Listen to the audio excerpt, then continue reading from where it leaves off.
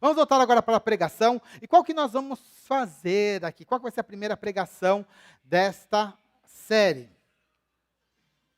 A primeira pregação foi um questionamento mandado pelo Daniel, né? Eu mudei um pouquinho o questionamento, mas é o seguinte: a igreja, ela participa dos pecados seculares, né? O questionamento foi um pouquinho diferente. Ele fez o questionamento: existem pecados seculares? O que ele está chamando aqui de pecados seculares? São atitudes pecaminosas, né, que são normalizadas pela sociedade durante os séculos. Isso vai mudando de tempos em tempos. Se a gente for analisar, é meio que comum, parece que sim, né? Existem sim atitudes, pensamentos, comportamentos que são normalizados nas sociedades, nas mais diversas sociedades, que são tipicamente pecaminosos. Contudo, são esses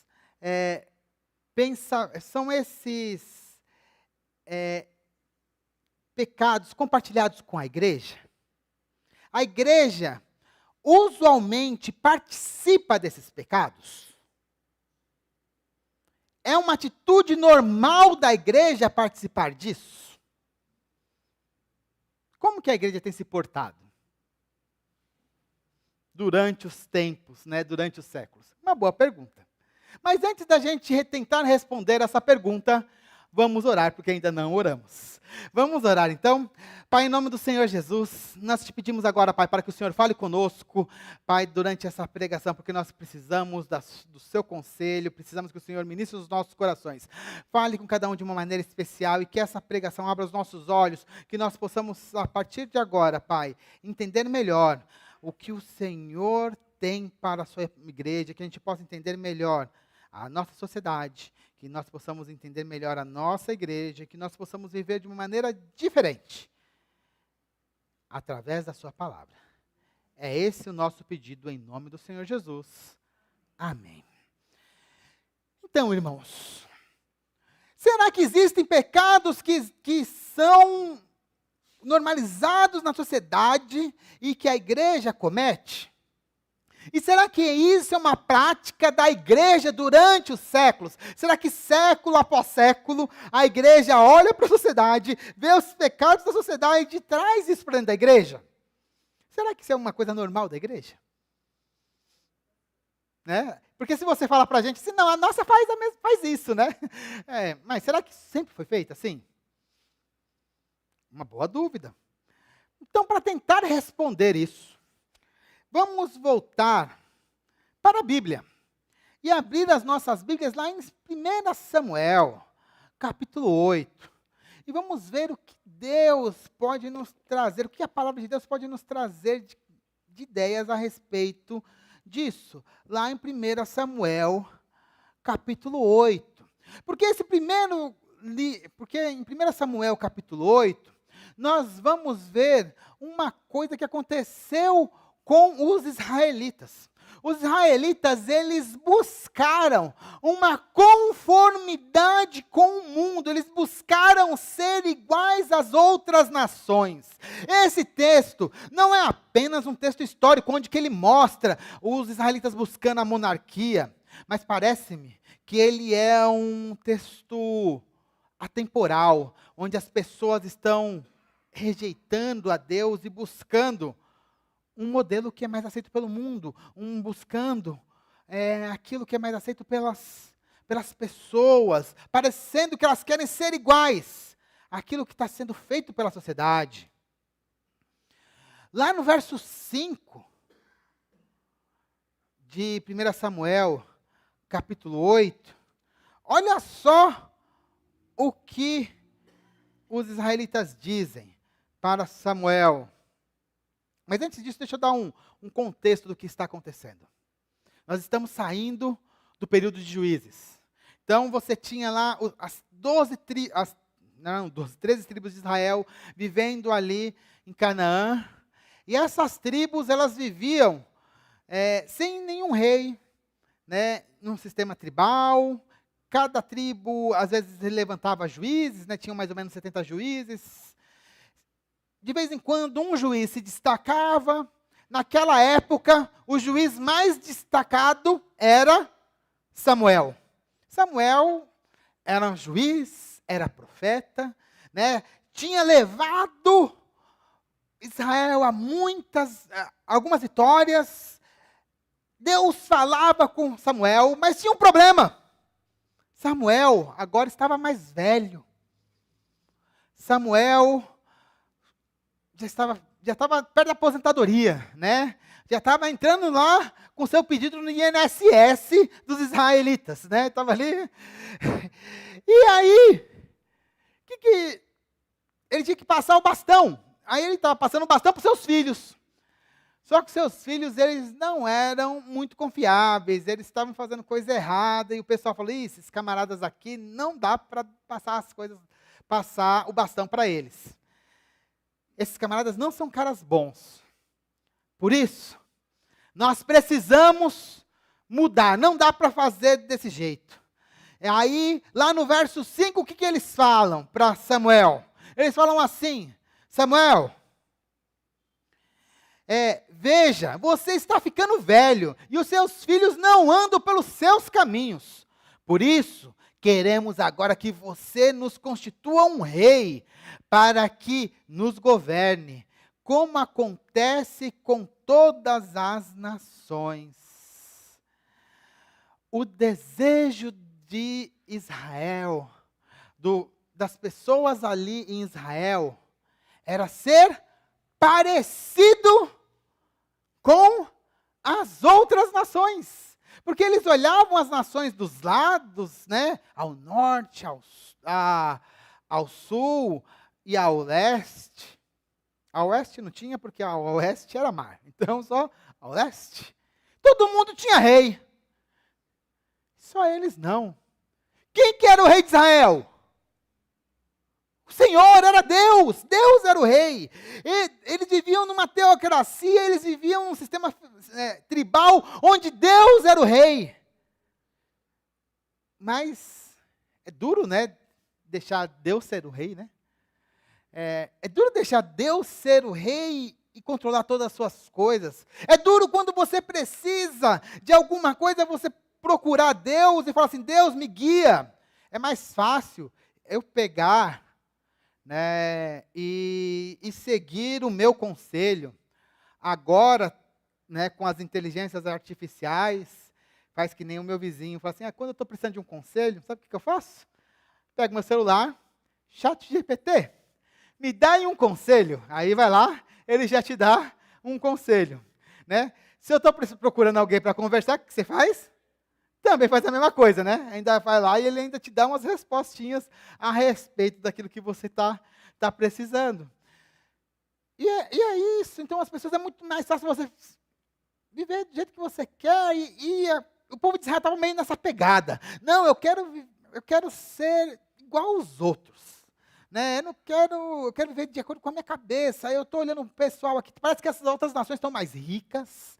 Eu vivo aqui da terra, tenho meu gado, mas as outras estão prosperando, a gente parece que não. Eu quero ser igual aos outros. E aí, nós vemos essa situação, né, que Deus tem que o povo de Israel tem. Eles querem imitar as outras nações. E esse imitar, eu vou chamar aqui nessa pregação de mimetismo, né? Mimetizar é imitar, né? Copiar algo. Toda vez que eu falar que mimetismo, né, é você estar copiando. É um termo mais técnico, mas significa isso, né? Copiar. Então eles tinham um mimetismo secular. Eles estavam querendo ser iguais aos outros. E aí, qual foi a resposta de Deus para os israelitas? Está lá no verso 7, que é o que está justamente o texto base aqui. E o Senhor disse a Samuel, Samuel não gostou daquilo, né? Samuel achou esquisito aquilo lá. Mas o Senhor disse a Samuel, atenda a voz do povo em tudo o que eles lhe pediram, porque não foi a você que rejeitaram, mas a mim, para que eu não reine sobre eles. O povo, na realidade, eles estavam pecando, porque eles não queriam mais que Deus reinasse sobre eles. No seu anseio de ser igual aos outros, qual que era a característica dos outros povos? Os outros povos, eles não adoravam ao Senhor. Os outros povos, eles tinham reis tirânicos. Os outros povos, eles tinham um anseio de crescer, de se expandir. Os outros povos, eles queriam dinheiro. E Israel estava querendo ser, naquele momento, igual aos outros povos. Os outros povos viviam no pecado, e o que Israel estava querendo? Viver no mesmo pecado dos outros.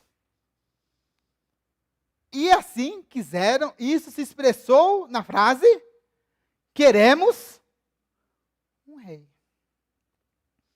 Então essa atitude mostra o pecado deles. E qual que é o primeiro pecado que a gente vê ali? O primeiro pecado é o pecado da independência, de querer a independência. O povo estava cansado da ineficácia aparente do governo de Deus. Porque eles não estavam ricos, né? Os líderes pareciam ser corruptos, né? O povo também não seguia direito Deus. A teocracia parece que não é uma boa. Mas os outros estão ficando ricos. Olha os outros. Nossa, parece o salmista, né? Eu olho para todo mundo, eu olho para os ímpios e os ímpios estão retos, estão ganhando dinheiro. E eu estou me dando mal. Parece que quem está certo são os ímpios, né? O salmista tem um salmo que o salmista tem exatamente esse pensamento. Era o que estava acontecendo com o povo de Israel. E ali, irmãos, a gente já começa a ver a ideia do pecado contemporâneo. A Dani está ligando, liga para a Dani. Deve ter alguma coisa com o vídeo, tá? Pessoal que está no vídeo, a minha esposa está me ligando, deve ter alguma coisa com o vídeo. E aí,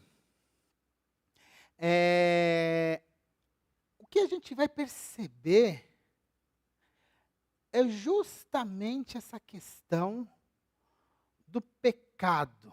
O pecado vai começar, e o pecado contemporâneo vai começar justamente nesse ponto. Quando a gente vai querer a independência, se separar de Deus. É a mesma estratégia do que aconteceu com o povo de Israel. E depois, o segundo pecado, mimetismo. Eu quero parecer com os outros, eu quero ser igual ao que está no mundo. Certo que todo mundo vai ter um certo mimetismo. A gente sempre vai imitar alguma coisa das outras pessoas. Por exemplo, quando a gente está vestindo uma roupa, a gente está copiando essa roupa que a gente está vestindo de alguém. Quem nunca não olhou as pessoas andando na rua e fala assim, eu quero uma igual a essa? Quem nunca? Quem nunca atira a primeira pedra? Né? Todo mundo, né? Você olha assim, a pessoa na rua, fala assim, nossa, que roupa da hora. Aí passa na loja, eu já vi uma dessas, quero e compro. Todo mundo imita, né? Beleza, isso é normal. Mas o problema é você imitar aquilo que é ruim. E o povo de Israel estava imitando aquilo que era ruim. Esse é o segundo pecado, o mimetismo. Terceiro pecado, existia uma divisão. Samuel não concordou com a posição das pessoas, com os líderes de Israel. Os líderes, eles queriam um rei. Samuel, por outro lado, não gostou daquela posição. E essa divisão, né, entre o líder espiritual e o povo, já mostra que existia um problema. Um pecado que deveria ser tratado. E o quarto, irmãos, que é o mais problemático, eles nitidamente, o povo de Israel nitidamente, eles ignoraram o conselho do Senhor.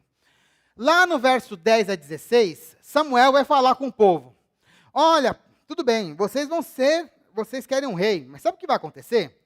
O rei, ele vai pegar parte dos seus alimentos, o rei vai pegar os seus filhos para ser servos dele, o rei vai cobrar imposto de vocês, o rei no final vai acabar escravizando vocês. Vocês querem um rei mesmo assim? A eles, exatamente, a gente quer um rei. Mesmo Deus falando, olha, ter um rei vai ser ruim para vocês. O que eles falaram?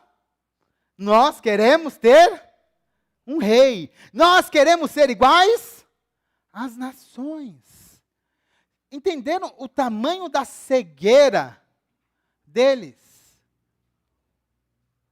O pecado estava tão grande que eles ficaram cegos a ponto de ignorar a palavra do Senhor. A palavra do Senhor dizia, vai para a esquerda. E para onde que eles foram? Para a direita. Olha para o seu irmão e fala assim, irmão, olha para o seu irmão aí do lado, fala assim, irmão, o pecado cega.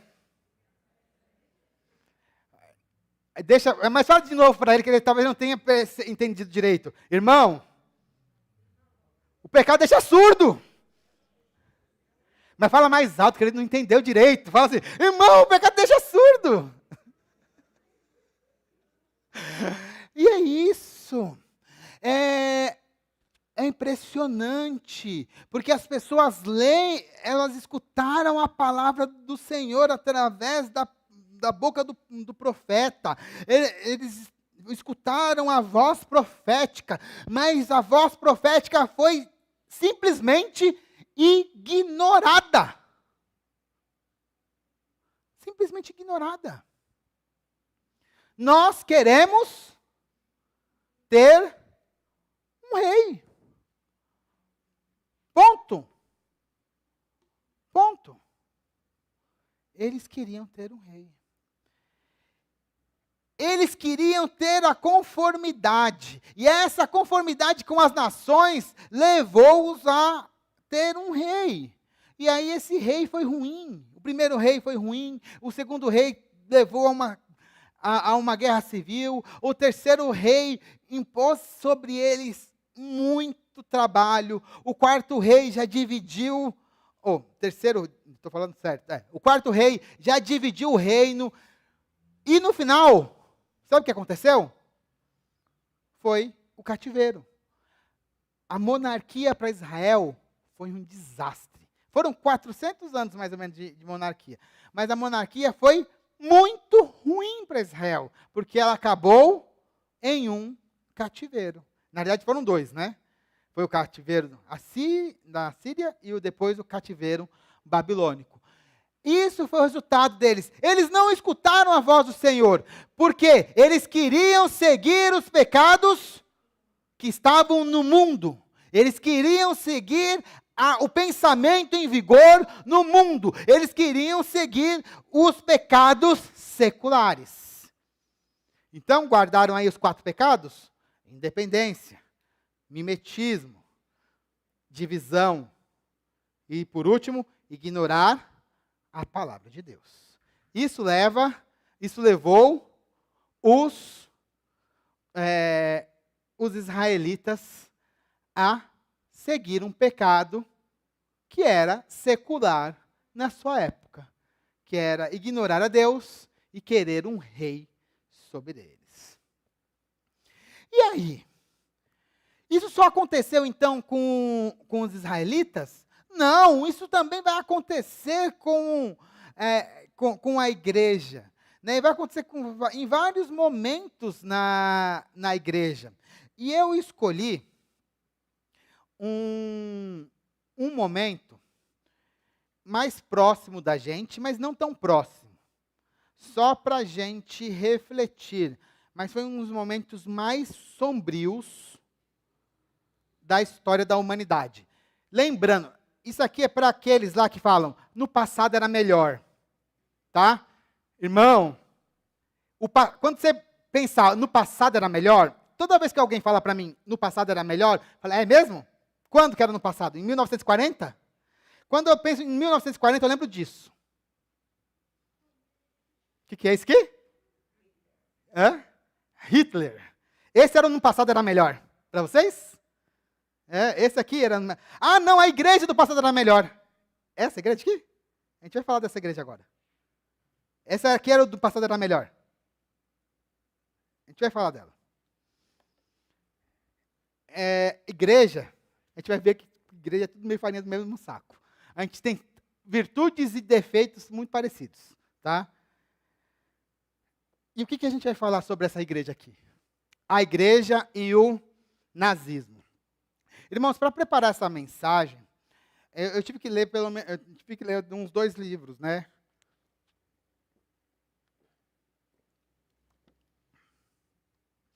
Não eram livros grandes, né? Um livrinho bem legalzinho, que eu acho que eu até recomendaria vocês lerem. Ele é um resumo de um professor da faculdade que eu estudei, dessa última faculdade que eu estudei, lá da FABAPAR, que é a igreja apoiou Hitler. Né? É um livro bem interessante, que vai abrir um pouquinho a nossa mente sobre essa situação.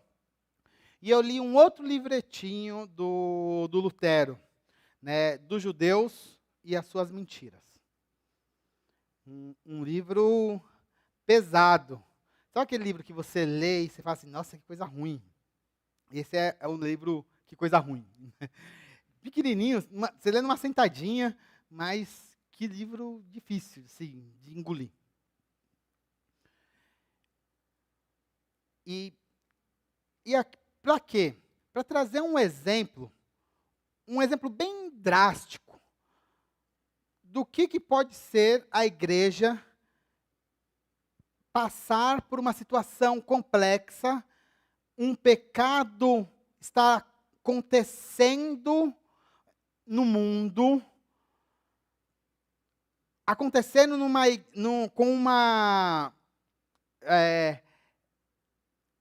nação que todos nós aqui sempre reputamos como uma nação avançada, onde nós temos os teólogos, assim, até hoje nós lemos os teólogos que saem dali da Alemanha.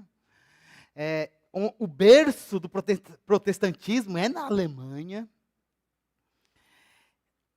Admiramos aquela nação demais, mas tem um momento da história muito negro, que foram as 2 guerras mundiais. E a pior, com certeza, a Segunda Guerra Mundial. E representada principalmente por esse camarada aqui, que foi o líder do que aconteceu. E o nazismo. O nazismo, ele é um movimento que cresce ali na Alemanha, que mistura o nacionalismo, muito preconceito, em um ambiente pós-guerra, onde a Alemanha tinha perdido a Primeira Guerra Mundial e precisava ser reconstruída. Antes, a gente não pode pensar no nazismo com a nossa cabeça hoje, pensando que hoje nós sabemos do resultado. Mas para os alemães, eles tinham uma visão diferente, que era antes da guerra, né? Então é um pouco diferente. E o nazismo, o partido nazista, para os alemães não era uma coisa horrível. Pelo contrário, muitas pessoas seguiam o partido nazista. Os nazistas, eles tomaram também um linguajar cristão. Hitler se apresentava como católico, conservador. A igreja alemã, ela é multifacetada, mas a principal igreja alemã não católica é a igreja evangélica, ela é estatal. Muitos pastores, né, ou uma parte, né, não sei muitos, mas alguma parte da igreja apoiou o nazismo. Isso aconteceu. tem alguns escritos do final da vida de Lutero, principalmente esse dos judeus e as suas mentiras, que que é um livro ruim, tá? Se você ler, você vai ver que ele mostra realmente um ponto de vista negativo de Lutero contra os judeus, só que em 1500. Tá? Em 1500. Só que aí ele é deturpado pelos nazistas e ele é usado como uma base teológica. E aí o que acontece? O nazismo acaba instrumentalizando o cristianismo. E aí a igreja, a gente vai ver uma coisa terrível ali, que na verdade não vai ser uma reação única da igreja. A gente vai ter uma reação diversificada da igreja ali na Alemanha. Uma parte da igreja, ela vai aceitar o nazismo e até apoiar. Quando eu estou falando a igreja, não estou falando membro da igreja, tá? Estou falando mais dos pastores, tá? Pensando assim, mais, quando estou falando igreja, mais pastores e líderes, tá? Então, uma parte da igreja vai aceitar o nazismo, né? E até apoiar. Isso é fato consumado. Existe isso, né? E então, isso vai acontecer. Outra parte da igreja alemã vai ir contra isso, que vai ser uma oposição, que vai ser a igreja confessante, né, que vai lutar contra essa influência do nazismo na igreja estatal alemã. Então vai ter uma parte que vai falar contra isso. Então vai ter uma parte que vai falar contra. Então vai ter já uma divisão, mostrando que vai ter um problema dentro da igreja, mas eles não vão acontecer isso. Mas eles não vão ser muito fortes, mas vai ter isso dentro da igreja. Né? E aí a gente tem alguns teólogos que vão estar, expoentes até hoje, que vão estar falando sobre isso. E vão ter até pessoas que são do movimento mais radical de resistência, que vão dar até a sua vida, que são pastores que vão dar até a sua vida em resistência contra o nazismo. Então a igreja vai estar ali, uma parte apoiando, uma parte em oposição. Né? Uma pequena parte apoiando, uma outra parte em oposição bem aberta. E a maior parte, sabe como que ela vai estar? Em silêncio. A maior parte em silêncio. E esse silêncio também é muito complicado, porque essa parte que fica em silêncio pode ser um silêncio que aceita, está concordando. É difícil você julgar o silêncio, né? Pode ser um silêncio que está com medo.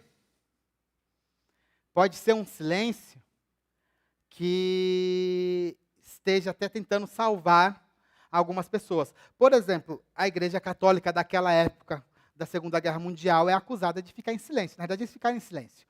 O Papa daquela época mesmo, da época da guerra, ele só vai fazer pronunciamento contra o nazismo depois que Hitler cai. Mas até durante a guerra mesmo, ele fica calado. Apesar de ter relatos que ele salvou muitos judeus. Né, a Igreja Católica. E também teve perseguição de padres católicos na Alemanha. Então é um processo onde a gente vai ver um poder político usando linguajar cristã, se apropriando, tentando influenciar a igreja, algumas pessoas, alguns líderes embarcando, pessoas da igreja embarcando, outros denunciando, uns resistindo e muita gente se calando. Resultado disso. Terrível. Qual que é o resultado disso? Terrível. Genocídio de judeus. Guerras.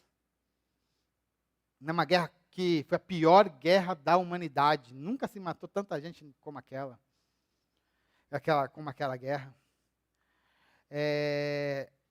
A gente viu o pior do ser humano foi naquela época.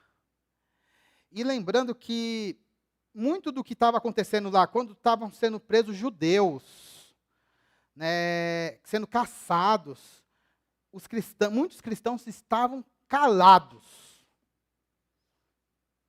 Era cristão vendo judeu sendo caçado, seu vizinho, e ele ficava calado. alguns falavam, tem até algumas declarações famosas a respeito disso. Né? Até peguei aqui, né, do pastor Neil Miller, não sei como fala isso aqui. Não soubemos declarar-nos abertamente contra o regime nos primeiros anos, né? Não souberam. E aí a gente sabe toda a questão da história. Eu estou generalizando, falando um pouquinho, muito resumidamente, para dizer o seguinte: quando nós tivemos uma situação difícil, em um governo que estava caminhando para ser autoritário, numa sociedade que tinha tendências a ser misógina e... misógina não. Xenofóbica, né? Que era a sociedade alemã, que ela tinha um preconceito ali contra os judeus. A igreja, ela não foi diferente da sociedade. Ela foi igual à sociedade. Algumas pessoas aceitaram, outras rejeitaram e a boa parte ficou calada.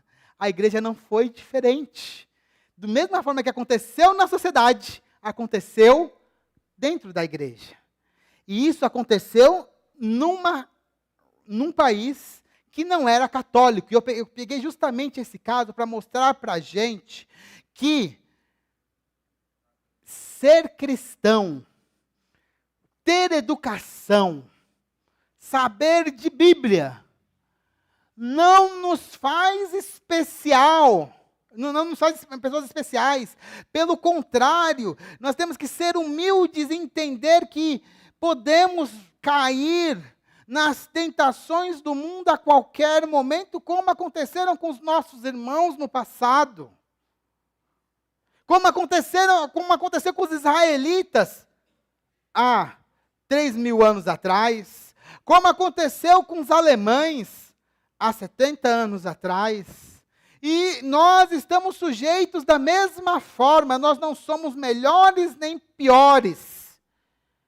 Mas o risco, ele sempre está latente. E agora é a nossa hora de vivermos. E nós temos os pecados que a nossa sociedade, ela vive. E nós temos que dar a nossa resposta. Vamos viver ou não os pecados que a nossa sociedade vive? Mas aí fica a pergunta: a igreja vive ou não os pecados seculares? Talvez neste momento você consiga responder. E a resposta é muito simples. Ela é o quê? O que vocês acham? Ixi, todo mundo fica na dúvida agora, né? Qual que é a resposta? O que você acha, Léo? Sim ou não? Talvez. Sim ou não? A resposta é muito simples, irmãos. Sabe o que é? Sim e não, ao mesmo tempo. A igreja, irmãos, ela vive e não vive os pecados seculares. Porque, sabe por quê? Porque nós não somos uma coisa estática. Na realidade, a igreja é multifacetada. Ela tem várias faces. Então, você vai olhar não dá para falar da igreja. Você fala de várias igrejas. Então, nós temos a nossa igreja aqui. Nós temos os batistas. Você vai ter a igreja presbiteriana, quando eu estou falando de denominação, mas mesmo assim a gente tem diferenças dentro da denominação, nós temos diferenças de países, de culturas. Então, você vai ter várias igrejas, várias culturas, várias situações. Então, não dá para falar de uma maneira só de igreja. Então, dependendo do pecado, da situação do país, a igreja, ela vai cada uma responder de uma maneira, cada pastor de uma maneira, cada comunidade de uma maneira. Então, em relação aos pecados seculares, tem igreja que vai abraçar, tem igreja que vai condenar, tem igreja que vai ficar quieta. E não ficar quieta pode ser que esteja aceitando, ou não ficar quieta quer dizer que está ficando quieta, mas está trabalhando contra. Depende da igreja. Essa questão é uma questão que não tem uma resposta simples. Porque a igreja não é uma coisa simples. Ficou claro? Melhorei ou piorei? E assim, aquilo que a gente tem que tomar cuidado é não achar que essa aqui é uma resposta simples, e não é. Quem quer simplificar é as redes sociais, que ficam lá brigando à toa. Mas aqui a gente, que estamos em uma comunidade seleta, né? Que estão aqui na igreja, que estão aqui escutando, que querem realmente ser esclarecidos pela palavra, e a gente tem que entender que o mundo é mais complexo do que só branco e preto. E generalizações, normalmente, levam a erros. A única generalização que é correta é assim, que os corintianos são as pessoas mais felizes do mundo. Brincadeira.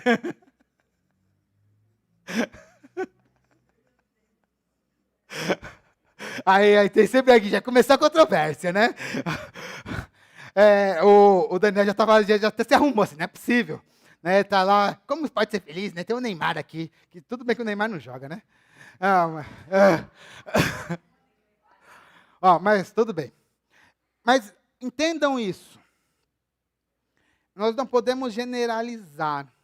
A igreja, ela vai ter essa questão multifacetada. Como aconteceu com os israelitas? Alguns concordavam, outros não. Na igreja alemã, alguns concordavam, outros não. O que eu tenho a pensar é o seguinte: a gente tem que tomar cuidado com o silêncio. Muitas vezes esse silêncio é complicado.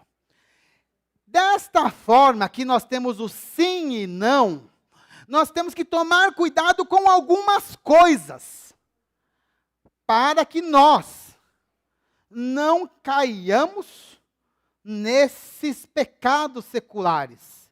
Porque o pecado secular está à nossa porta. É impressionante.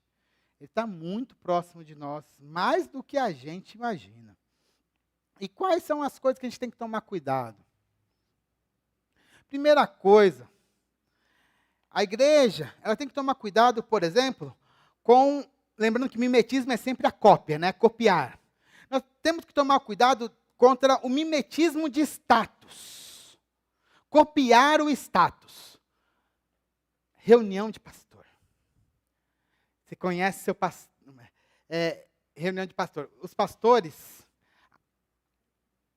implicitamente ou explicitamente, pastor mais importante é aquele que é de igreja grande.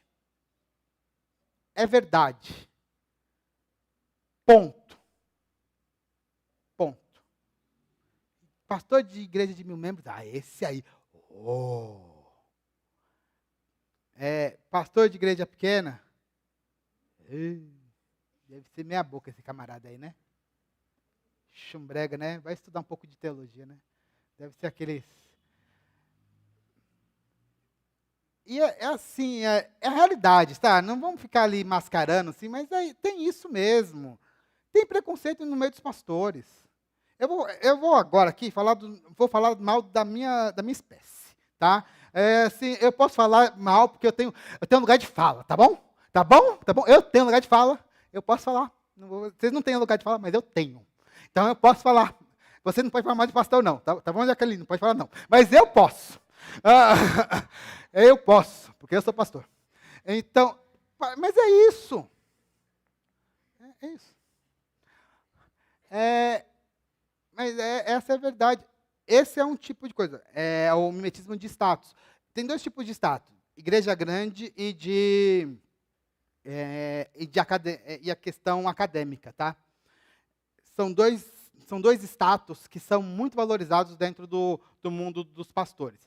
Então, se você fala bem, se você tem 350 mil diplomas, e se estudou nos Estados Unidos, camarada, vai ter uns camaradas que vão ajoelhar aos seus pés. É isso. E é assim mesmo, e não tem jeito, assim. Só que eu até falei ontem, na pregação que eu fiz ontem, sabedoria de Deus, ela começa onde? Ela começa nos livros? Quem que estava aqui ontem? Aonde começa a sabedoria de Deus? No temor ao Senhor, é em outro lugar, não é no seu conhecimento acadêmico, é no temor, é no relacionamento com Deus, tem outra pegada. Não estou desprezando, tá? Eu não estou desprezando, porque eu acho que isso é importante. Mas mesmo Lutero, que é um santo, e assim, estou falando santo, tipo santo católico, tá? É um cara intocável, dentro dos evangélicos, escreveu um lixo livro. Nossa, assim, eu não esperava que eu li naquele livro, cara, de verdade. Eu não esperava, de verdade. Aquele livro lá me pegou assim, eu pensava que era ruim, mas não pensava que era tão ruim quanto... Tem umas questões... Por que me pegou tanto? Porque ele escreve o texto bíblico, ele tem um pedacinho, e Lutero ele conhece muito bem a Bíblia. Eu entendo que ele estava frustrado com algumas coisas ali. É um Lutero mais velho, tinha visto muita coisa ruim na vida. Eu entendo, eu contextualizo ali. Mas no livro ele coloca o texto bíblico. Vamos esperar os judeus se converter? Mas não, o meu conselho é outro. Aí ele coloca o conselho dele. Aí o conselho do Lutero é, vamos pegar os judeus, fechar as sinagogas, vamos queimar as sinagogas e enterrá-las. Ele escreve assim. Mas vamos pegar os livros dos judeus e vamos proibi-los de pregar. Para a gente, eu sei que em 1500 era outra pegada, é uma outra visão em relação à nossa. A gente está pensando num mundo onde a religião do rei é a religião da população, né? É uma outra visão. Mas ele ali, o contraste dele, ele olha para o texto bíblico e ele dá outro conselho. Isso que me doeu na hora que eu li o livro. Né? Ele lê o texto e faz outra coisa. Isso me doeu um pouco. Talvez seja meu olhar na hora que eu li, foi um pouco meu olhar de espanto na hora que eu vi esse livro. Talvez seja meu olhar 500 anos depois, em outro contexto, um olhar moderno, olhando para 500 anos atrás. Mas me surpreendeu muito negativamente. Pessoa que eu leio os livros e leio os textos e sempre que eu leio alguma coisa de Lutero, ele sempre me surpreende positivamente. Esse me surpreendeu muito mal. Nossa, eu fiquei muito surpreso. Eu já sabia que era ruim, mas quando eu li, ele é pior. Né? Nossa, isso aí me pegou. Eu acho que foi a surpresa, né? A surpresa, eu tanto estou meio impactado com a surpresa. Né? Mas... Entende isso? Então, vamos voltar aqui. Mimetismo de status. Mimetismo de status. Então, a gente tem que tomar um pouquinho de cuidado. Não devemos nos pegar com os sinais do mundo. Então, templos opulentos, pastores celebridade, sucesso medido em cifras de engajamento, coisas desse tipo, não são os sinais do Senhor. Para a igreja é outra coisa, é santidade, busca com o Senhor, engajamento na pregação, no evangelismo, engajamento em missões. Isso aí são os sinais que a gente tem que buscar na igreja, não os sinais do mundo. Mas quais são os sinais que a gente tem buscado, de verdade? Tá? Se a igreja é grande ou não, isso não faz diferença. Isso aí, tem igreja grande boa, tem igreja grande ruim. Ser grande ou não tem problema. Eu conheço várias igrejas grandes, são boas. Pastores muito bons, muito queridos. Também conheço igrejas grandes, onde os pastores também não são assim tão muito bons, não. Mas, beleza. Mas o que a gente tem que buscar são outras coisas. Então, tomar cuidado com o mimetismo de status. Segunda coisa, mimetismo de idolatria, de ideologia. hoje nós temos uma questão muito forte da ideologia política. Eu tenho que tocar um pouquinho nessa questão de ideologia política. Esse negócio de direita, esquerda, direita, esquerda, direita, esquerda. Isso entrou também muito forte dentro do mundo pastoral. Como eu falei, eu vou falar da minha espécie, né? Dos meus. Né? Tem pastor que se identifica assim, eu sou pastor, mas sou pastor de direita. Estou falando de pastor batista, tá? Não vou falando nem de outra denominação. Não, eu sou pastor, mas sou pastor de esquerda. E aí ficam se batendo na internet. E é legal, porque tem alguns que eu gosto de seguir, porque são camaradas muito bons, são pessoas inteligentes, que provavelmente já citei aqui, já li livros e já citei aqui de púlpito. Mas um fica falando mal do outro na internet. É muito interessante. Fora que, às vezes, mesmo aqui na nossa associação, às vezes tem umas briguinhas aqui entre os pastores por conta de política, direita e esquerda. Né? E interessante que Jesus não é nem de direita nem de esquerda, Jesus é do alto. E aí, então, a nossa direção deveria ser de cima para baixo, né? Do alto ou da terra. O pessoal fica brigando de direita e esquerda. Irmãos, cuidado com isso. Direita, esquerda. A Bíblia não é nem de direita nem de esquerda. Né? Eu vou trazer uma pregação, né, se pastor pode pregar no púlpito sobre expressar politicamente a sua preferência política no púlpito. Você sabe que eu não faço, né? A minha preferência política no púlpito. Provavelmente, eu não sei se eu já falei para algum irmão aqui para quem eu já votei. Né? Eu acho que eu não. Eu sempre fico meio sabonetando, né? E fico, se alguém me pergunta, eu saboneto para um lado para o outro e reclamo de todo mundo. Eu sempre faço isso, né? E de púlpito normalmente eu não falo, né? Só se escapou, mas eu não me lembro. Mas essa questão de direita e esquerda, que sentido faz isso? Que sentido faz? Ainda pastores brigando com isso. Pastores não se falando por conta de... Pastores batistas. Pastores batistas. Bons de Bíblia. Caras inteligentes. Às vezes até piedosos, mas ficam brigando por conta disso. Não é possível. Está vendo? Isso é pecado. No mínimo, falar que nem assim, coisa do capeta, né? Não é possível. E lembrando que líderes políticos instrumentalizam a religião. Agora eu vou falar um pouquinho dos nossos, né?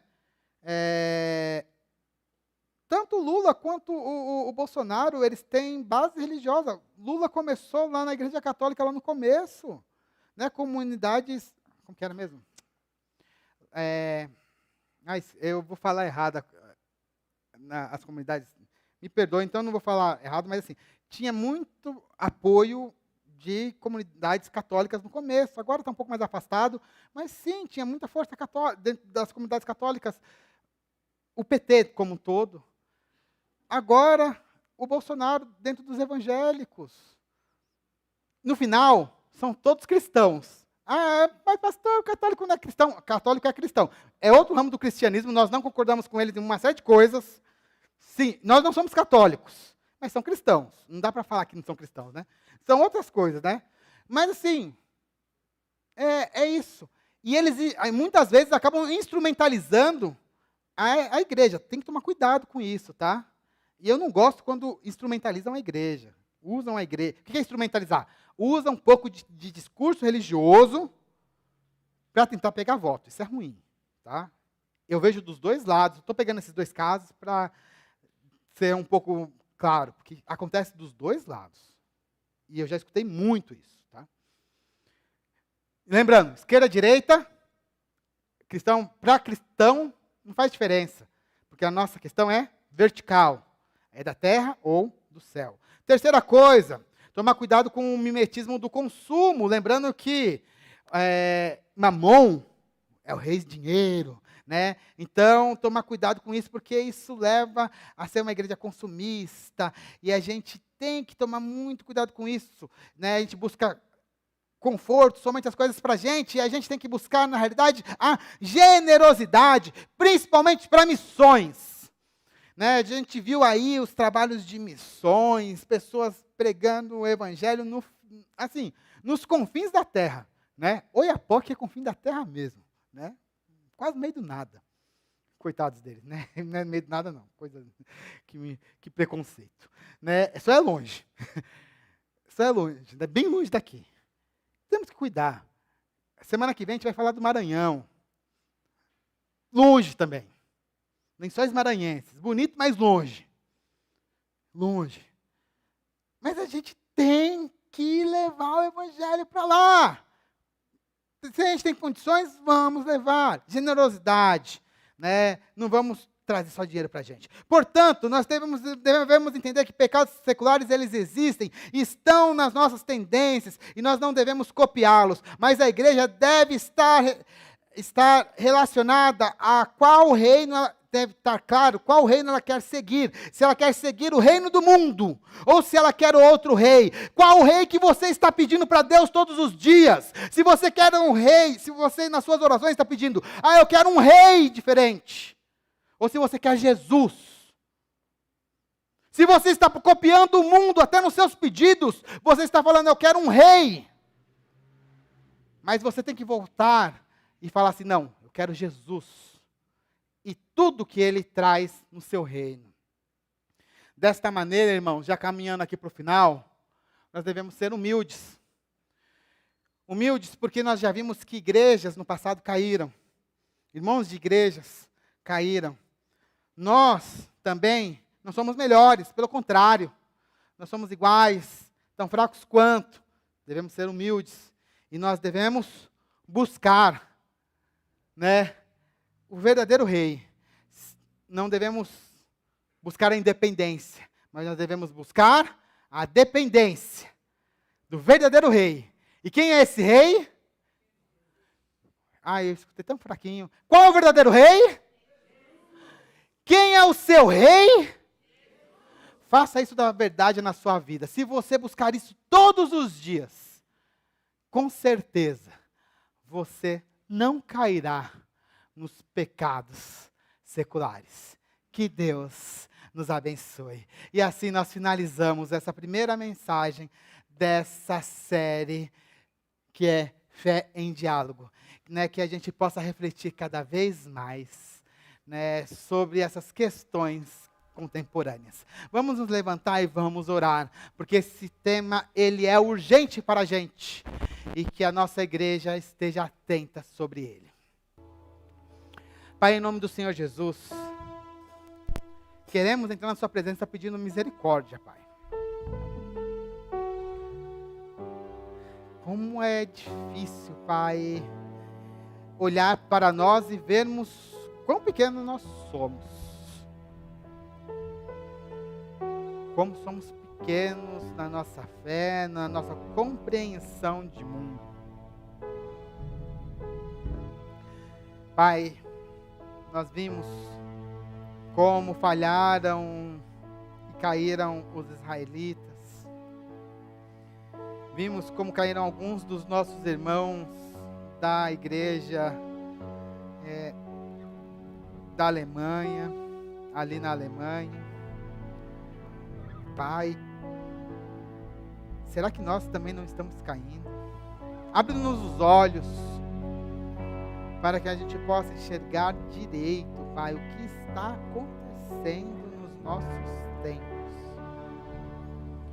E se a gente enxergar direito, Pai, a gente possa sair desses pecados que a nossa sociedade está cometendo. Por conta do tempo, não podemos falar de muitos deles aqui. Podemos tratar só apenas de 3. Mas existem muitos outros. Por isso, ajuda-nos, Pai, a identificá-los. Ajude-nos, Pai, a pedir perdão e a fugir deles. Dê-nos sabedoria. Abra-nos, Pai, a visão. E que o seu Santo Espírito esteja nos guiando. E que a partir disso, Pai, também que nós possamos agir como uma voz profética no nosso tempo. Que nós não nos calemos ao vermos o pecado. Que nós possamos, Pai, apontar as coisas erradas que acontecem, Pai, na nossa sociedade. Que a igreja se erga, Pai, como uma voz que prega a justiça, que mostra Jesus para este mundo que está em trevas. Que nós possamos levar Jesus. Que nós possamos apontar as injustiças deste mundo e mostrar que existe um caminho melhor, e este é um único caminho, que é Jesus.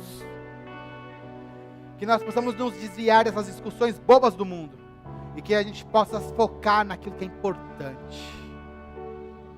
Pai, como a gente está nos seus caminhos. Estamos longe, precisamos de muita ajuda, Pai. Muita ajuda, misericórdia. Quando eu penso nisso, mais misericórdia eu peço.